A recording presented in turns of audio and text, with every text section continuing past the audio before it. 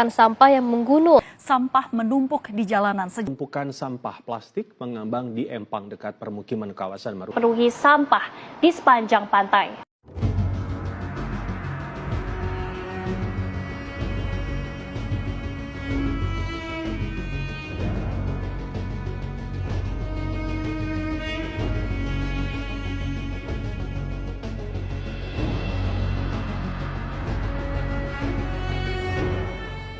Setiap hari, berita tentang sampah semakin sering kita dengar.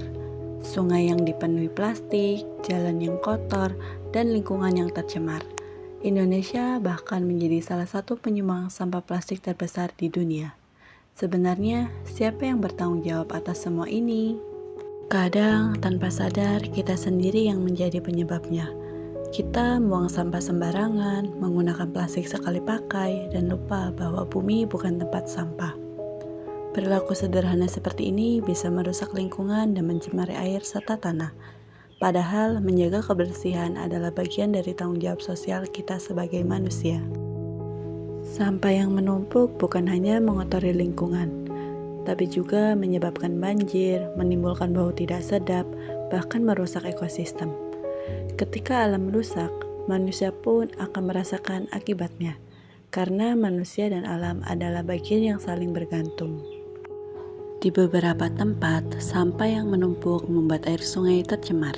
Ikan-ikan mati, tanah menjadi gersang, udara penuh asap pembakaran sampah, bahkan banyak penyakit muncul karena lingkungan yang kotor, seperti diare, demam berdarah, dan infeksi pernapasan.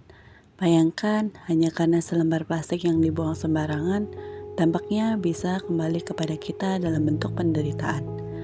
Jika kita terus membiarkan ini terjadi, bukan hanya bumi yang sakit, tapi juga kehidupan kita di dalamnya. Islam mengajarkan kita untuk menjaga kebersihan. Rasulullah SAW bersabda, "Ana dofatu minal iman."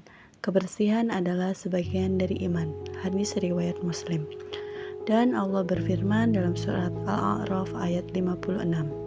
Dan janganlah kamu membuat kerusakan di muka bumi setelah Allah memperbaikinya.